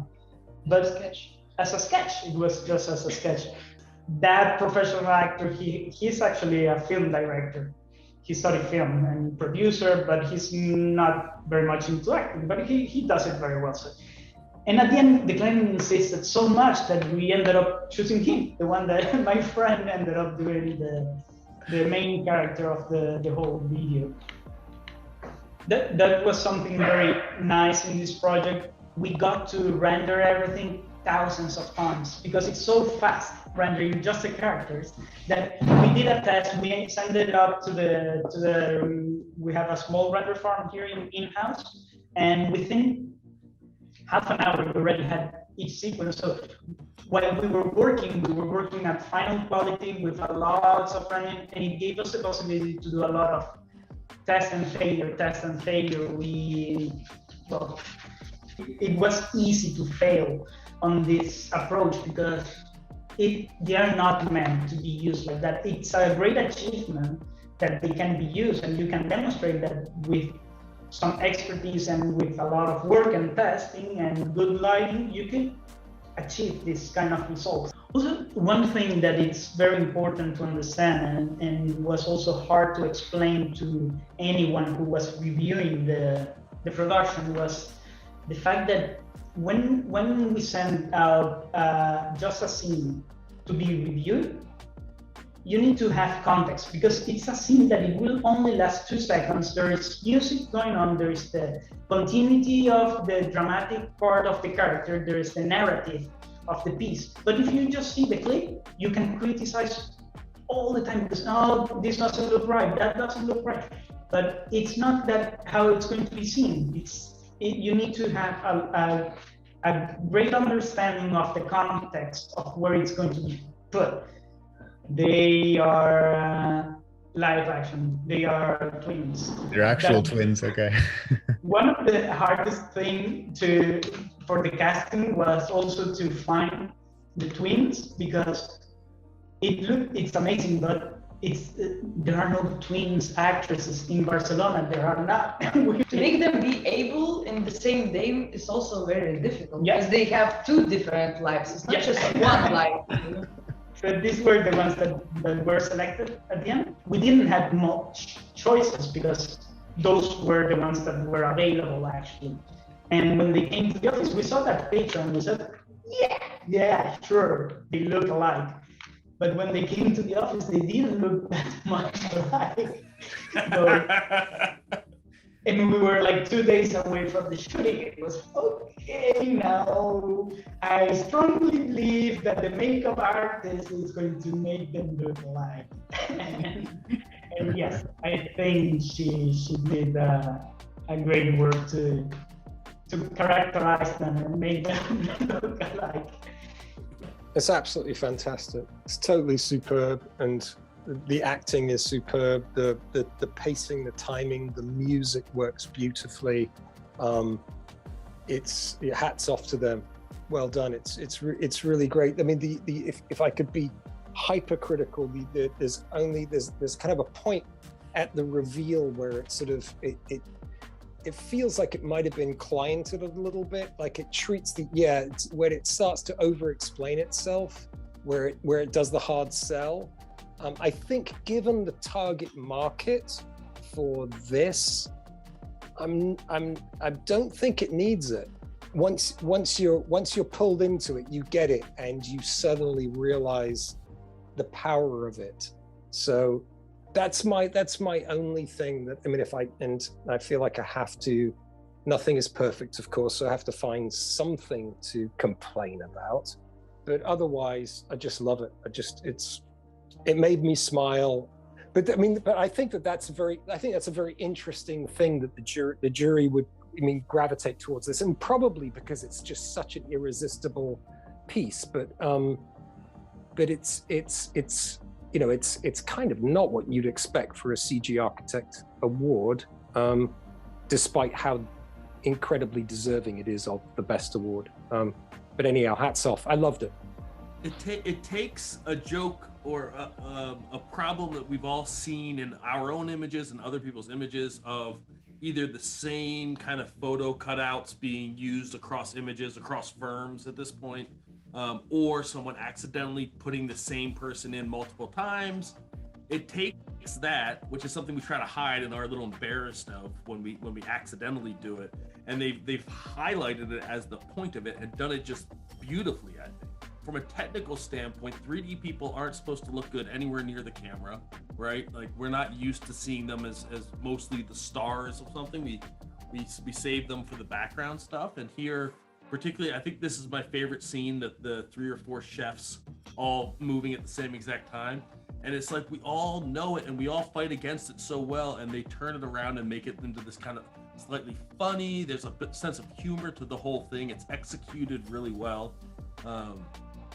That I think that for its audience, CG users, right, people working in 3D, you can relate and then also aspire to this type of storytelling. I think it's wonderful.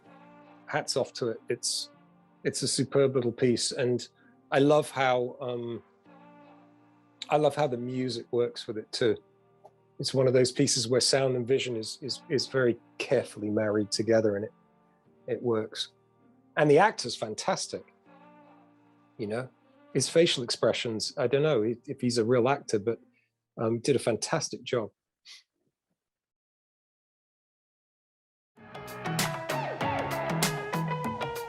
CGarchitect would like to thank our major sponsors for their support of this year's awards. AMD, Twinmotion, Fiverr, Brick Academy, Adobe, iCAD VR, Chaos, Moses, and Fox Render Farm.